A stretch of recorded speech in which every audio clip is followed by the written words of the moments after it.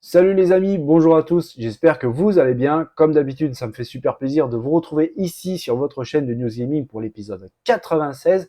Je remercie tout le monde, vraiment tout le monde, d'être toujours présent, les habitués, les fidèles de la chaîne. Ça me fait vraiment chaud au cœur. Sincèrement, merci. Au début, j'y croyais pas trop. Ça me perturbait un petit peu à chaque fois que je poste une vidéo vers les 9 heures du matin de voir très vite une vidéo, une vue, deux vues, 4, 6, 12. Je me dis, c'est bizarre. Maintenant, je m'y suis un petit peu habitué.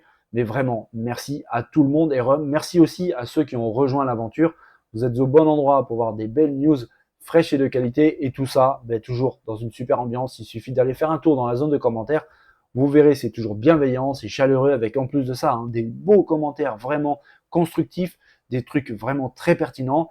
Vraiment, les amis, vous êtes au top. Merci infiniment. On commence tout de suite l'épisode 96 des News Gaming. Allez, c'est parti.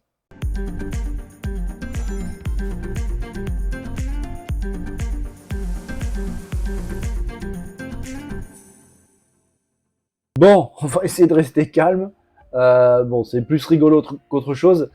Au moment du montage de cette vidéo, tout était prêt, mais en fait, je me suis aperçu que le logiciel de capture OBS avait tout simplement décidé d'oublier un périphérique, et le périphérique en question, c'est le micro. Donc, j'ai blablaté, j'ai tout fait, sauf qu'on ne m'entend pas. Voilà. Donc, obligé de tout recommencer dans la joie et la bonne humeur. Allez, c'est parti, les amis. On va parler de Test Drive Unlimited Solar Chrome. Je vous avais abordé un petit sujet sur ce jeu qui est véritablement assez attendu par pas mal de fans. Malheureusement, le jeu aurait la possibilité d'être reporté. On l'avait vu sur une roadmap qui avait fuité, où il montrait que le jeu devrait sortir en avril-mai à peu près de l'année prochaine, 2024.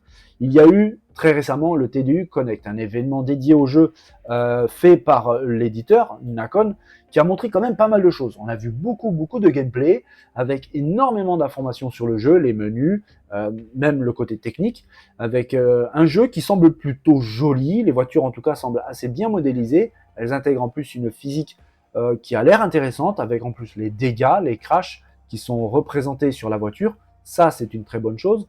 Maintenant, sur la partie graphique, j'émettrai une petite réserve. Non pas que le jeu soit moche, on va pas aller jusque-là quand même, mais si on devrait le comparer à ce qui se fait de mieux au jour d'aujourd'hui, clairement, Forza Horizon 5 par exemple est largement au-dessus. GT7 aussi, Gran Turismo 7 sur PS5 est largement au-dessus, ça c'est clair et net. Et il semblerait, franchement, que Forza Motorsport prochain semblerait beaucoup mieux aussi, en tout cas sur la partie graphique. Maintenant, l'impression de vitesse semble être présente. Au niveau de la fluidité, je ne vais pas me prononcer, franchement, les amis, parce que le jeu est en version bêta. D'ailleurs, même pour les graphismes, tout ce que j'ai dit, c'est avec une grande réserve. Mais le jeu en bêta, forcément, il a des défauts. Son développement n'est vraiment pas terminé. Il y a des choses qui vont s'améliorer, et en tout cas, je l'espère, parce que même si c'est joli, on a vu, et on vient de le dire, c'est pas non plus foufou. Au niveau de l'animation, on voit des saccades, des baisses de framerate. Tout ça, on va le mettre sur le crédit du développement qui est franchement pas terminé, parce que le jeu, oui, a été officiellement reporté. Il sortira donc en début d'année 2024, très probablement autour de avril-mai, mais même là, c'est pas encore décidé précisément. Il n'y a pas de date précise de sortie. D'ailleurs, je vous avais dit dans une précédente vidéo concernant TDU que les maisons, une des options emblématiques historiques de Test Drive Unlimited, devrait être présente, mais un peu plus tard. Et ben, ça a été le cas. C'est annoncé, les maisons seront présentes, mais elles ne seront pas présentes au moment de la sortie. Très probablement avec l'ajout dans un DLC ou d'un patch, les maisons pourraient faire leur retour sur le jeu. C'est une option emblématique et beaucoup de fans attendent ça avec impatience. Le jeu a l'air plutôt sympa, avec pas mal de possibilités, des interfaces plutôt réussies, ça semble rapide.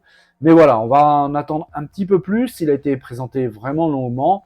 Maintenant, on attend juste sa sortie. Les développeurs ont pas mal de temps, franchement, jusqu'à avril, mai, peut-être même juin, pour pouvoir peaufiner un petit peu tout ça, que ce soit au niveau des décors, l'animation, la fluidité, tout ça, et même la variété, parce qu'il y a beaucoup de voitures qui se ressemblent. Quand je parle de voitures, je ne parle pas des voitures de course, je parle vraiment de la vie, entre guillemets, qu'il y a. Et puis, en parlant de vie, on le voit sur ces images, il n'y en a pas. Il n'y a pas de passants, il n'y a pas de personnages, il n'y a rien, il n'y a pas de PNJ sur le jeu. Donc j'espère que c'est prévu et que ça sera implémenté pour la version finale, mais on va laisser le temps aux développeurs. Avril, mai, juin, c'est pas tout de suite. Ça leur laisse le temps vraiment de peaufiner tout ça. En tout cas, le jeu en lui-même a l'air assez intéressant. Donc il n'y a plus qu'à attendre un petit peu ce Test Drive Unlimited Solar Crown. Les amis, nous avons vu très récemment ce procès hallucinant entre Xbox et la FTC qui opposait donc le géant américain à l'autorité de régulation de la concurrence concernant le rachat, vous le savez, d'Activision Blizzard King. Eh bien, on va mettre ça un petit peu de côté, mais pas très longtemps, parce qu'on va y revenir très bientôt sur cette vidéo, tout simplement parce qu'il y a des nouveaux éléments qui viennent d'arriver, très intéressants, et franchement, c'est bien d'en parler. On verra ça tout de suite.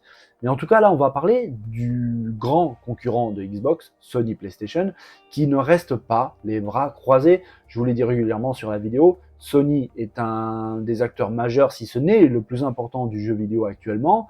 Et s'ils sont là où ils sont aujourd'hui, c'est-à-dire loin devant Xbox, ben c'est qu'ils ne se tournent pas les pouces, clairement, et franchement, tant mieux. En tout cas, c'est pas dans leur intérêt du tout. Eh bien, ça continue, vraiment, parce que PlayStation vient tout juste d'annoncer une somme vraiment colossale dédiée aux recherches et développement sur le jeu vidéo. Cette somme c'est un montant assez énorme, 2,1 milliards de dollars alloués à la recherche et développement pour le gaming, pour le jeu vidéo. C'est un montant colossal, vraiment, parce que d'habitude, quand on parle de recherche et développement, c'est très très souvent, voire toujours, pour les périphériques et encore mieux pour les machines, pour les consoles. Savoir que PlayStation alloue un montant aussi énorme, plus de 2 milliards de dollars seulement pour le jeu vidéo, c'est une très très bonne nouvelle. Ça veut dire déjà que le secteur du jeu vidéo se porte vraiment bien. Ça veut dire aussi que Sony se porte vraiment bien, parce que pour pouvoir allouer une telle somme seulement pour le gaming, c'est qu'au final, ça va vraiment bien. Que Sony a des ambitions, qu'il ne se laisse pas faire, et c'est franchement tant mieux pour absolument tout le monde. Maintenant, il y a un petit twist quand même qui risque de faire grincer les dents à certains d'entre vous, moi le premier. Il y a un détail qui concerne un petit peu cette somme. Il faut savoir que sur les 2,1 milliards de dollars, 60%, dont plus de la moitié, seront alloués aux jeux services. Alors vous le savez, Sony l'a annoncé, on ne peut pas faire comme si on ne le savait pas. Il se dirige sur le jeu service, clairement, vraiment, et là c'est visiblement le cas, avec plus de 50%, 60% de cette somme qui est colossale, juste pour le jeu service. Ça montre clairement la direction prise par PlayStation. Ils le font vite, ils veulent y aller vite et avec des gros moyens. Ça veut dire qu'il y a beaucoup de jeux services qui risquent d'arriver, à mon avis bientôt, parce qu'une somme pareille, franchement, c'est colossal. Alors, ça peut déplaire à certains, mais ça peut plaire aussi à beaucoup. Il y a beaucoup de monde qui adore les jeux services.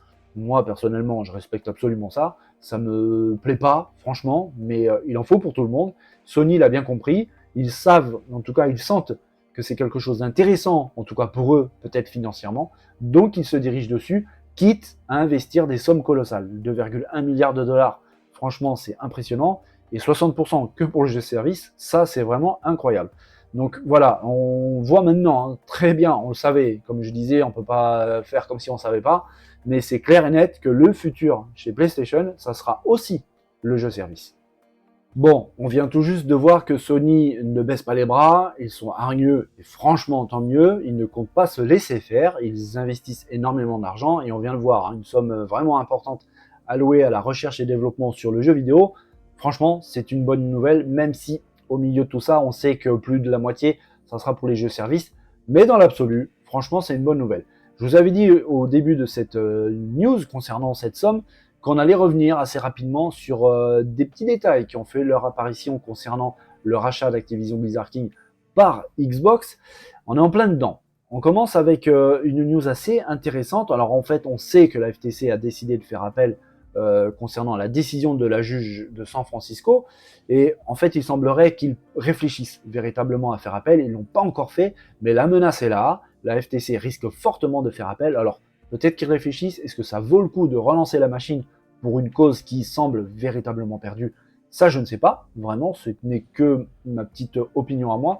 Mais en tout cas, la menace est là. Et d'ailleurs, le vice-président du groupe Microsoft a déclaré quelque chose à ce sujet. Je cite, « La décision du tribunal de district montre clairement que cette acquisition est bénéfique, à la fois pour la concurrence et pour les consommateurs. Nous sommes déçus que la FTC poursuive ce qui est devenu un dossier manifestement faible et nous nous opposerons à toute nouvelle tentative visant à retarder la possibilité d'aller de l'avant. Alors on voit très bien ici que Brad Smith est un petit peu circonspect, il se demande est-ce que ça vaut vraiment le coup que la FTC insiste sur un dossier pour lui faible. Donc on se demande vraiment maintenant si la FTC décide véritablement de faire appel, ben, il va falloir qu'il se dépêche. Et quand je dis qu'il se dépêche, mais c'est vraiment rapidement. Parce que si je vous dis que le rachat sera effectif bientôt, ben je parle de vraiment bientôt. Et quand je dis bientôt, je parle de la semaine prochaine. Parce qu'il faut savoir une chose, c'est que la FTC avait émis une ordonnance restrictive à Microsoft pour l'empêcher de conclure le rachat jusqu'au vendredi 14 juillet, donc jusqu'à aujourd'hui. C'est-à-dire que dès demain, Microsoft peut conclure le rachat d'Activision Blizzard King s'il le souhaite. Mais pour ça, il faut passer certaines étapes. Et l'une de ces étapes va être effective bientôt, parce que dès lundi prochain, le 17 juillet, ça c'est officiel, Activision Blizzard King quitte la bourse. Tout simplement, pour rentrer dans le giron de Microsoft Xbox, faire partie du groupe Xbox, donc ils n'ont plus besoin d'être dans la bourse. Ça, c'est une des nouvelles. L'autre nouvelle, c'est qu'il y a un accord entre Activision Blizzard King et Xbox qui stipule que ce rachat doit être finalisé avant la fin du 18 juillet 2023. Donc, quand je vous disais que c'est bientôt, c'est vraiment bientôt. Ça veut dire en fait tout simplement que la validation et la finalisation du rachat d'Activision Blizzard King par Xbox risque très fortement d'être fait entre ce samedi et mardi prochain. Ça, c'est clair et net. Maintenant, la FTC peut très très bien porter réclamation. C'est ce que de toute façon, un petit peu la menace qu'ils ont fait planer. Maintenant, il va falloir vraiment qu'ils se dépêchent parce que les dates approchent. On parle de là, c'est demain que ça va être fait. Du coup, ça soulève d'autres questions. Qu'est-ce qui va se passer pour le pays qui s'isole un petit peu, la Grande-Bretagne, la CMA qui a refusé. Microsoft a fait appel à la décision de la CMA, vous le savez. Il semblerait vraiment que c'est pas très grave en fait pour Microsoft. S'ils peuvent finaliser le rachat, ils vont le faire. Il y aura un petit problème de blocage pour le territoire anglais, mais ça va se décanter, les choses vont évoluer. Et en fait, le fait que ce rachat soit effectif partout, véritablement, ça va forcer la main à la CMA qui n'aura pas d'autre choix que de dire OK, parce qu'en fait, le territoire anglais, historiquement, est un territoire qui marche plutôt bien pour Xbox, et ça inclut aussi tous les emplois pour ce pays qui en a bien besoin avec le Brexit. Donc à mon avis, la stratégie de Microsoft et de Activision est plutôt intelligente, et ça semble vraiment se diriger sur ce terrain-là. Les amis, vous savez, le mois d'octobre sera assez dingue. Et dans ce mois d'octobre, le 17, pour être exact, il y a un tout petit jeu qui arrive, qui est attendu par vraiment pas beaucoup de monde, vraiment pas du tout. Ce jeu, je crois qu'il s'appelle Alan Wake 2, si je dis pas de bêtises. Non, vraiment, ce jeu est très attendu, vraiment. Remedy Software, visiblement, met les petits plats dans les grands, avec une réalisation qui semble véritablement de qualité. Et ils viennent de dévoiler une petite vidéo, vraiment courte, même pas une minute, qui montre quelque chose d'assez intéressant au niveau de l'interface du jeu, au niveau du menu du jeu. Ça semble assez intéressant et assez novateur, même si c'est pas vraiment ultra original, ça semble plutôt novateur, avec en plus de ça un petit message pour expliquer ce qu'il y a à l'écran. L'espace mental de Saga Anderson est une construction mentale où elle travaille sur l'affaire et examine les indices qu'elle a trouvés. Il suffit d'appuyer sur un bouton pour y accéder à n'importe quel moment du jeu. Un élément important est le caseboard, une représentation visuelle de l'enquête où Saga fait des déductions et obtient des nouveaux objectifs de mission. Voyez-le en action et on le voit justement à l'écran actuellement. Dans Alan Wake 2, vous incarnez l'écrivain Alan Wake et l'agent du FBI Saga Anderson. Explorez deux réalités magnifiques et terrifiantes et résolvez un mystère mortel avant qu'il ne soit trop tard. C'est vraiment très très intéressant, vraiment, parce que on voit une interface déjà assez classieuse. Franchement, cette vidéo montre bien que les développeurs mettent vraiment les petits plats dans les grands. C'est joli, des jolis effets de lumière, des textures qui semblent vraiment très très propres. On voit vraiment une réalisation de haute qualité. Et ce menu, qu'on pourrait appeler un peu un menu pause, mais qui n'est absolument pas un menu pause traditionnel, est totalement interactif. Vous pouvez bouger dedans, vous pouvez interagir avec pas mal de choses. On y a vu par exemple le coin manuscrit. Ici, nous sommes sur le caseboard, où vous allez retrouver tout simplement les éléments que vous avez trouvés pendant votre progression, pendant le jeu, avec les indices, les photos des lieux visités, les photos des suspects. Bref, ça semble plutôt intéressant. Je disais que c'est pas super original parce que ça me rappelle un petit peu Fable 3 qui avait déjà créé un petit peu entre guillemets la même chose où le menu de l'inventaire, hein, tout simplement un peu traditionnel, avait été remplacé par quelque chose d'interactif également qui ressemblait plus à une espèce de sanctuaire où on pouvait interagir donc avec par exemple les armes, les tenues et ainsi de suite. Là, c'est repris par les développeurs de Remedy pour Alan Wake 2, mais ça fait du bien, ça change un petit peu des menus, on va dire entre guillemets traditionnels, et ça fait plaisir. Ça montre aussi un petit peu que les développeurs ont envie d'apporter un petit peu de souffle nouveau pour ce jeu qui est très attendu, qui sort, hein, je vous rappelle, le 17 octobre prochain, le mois des enfers, hein, ça c'est clair et net. Le jeu arrive sur console Xbox, sur PS5 et sur PC, donc c'est entièrement nouvelle génération, et à mon avis au niveau réalisation, on risque de ne pas être trop déçu.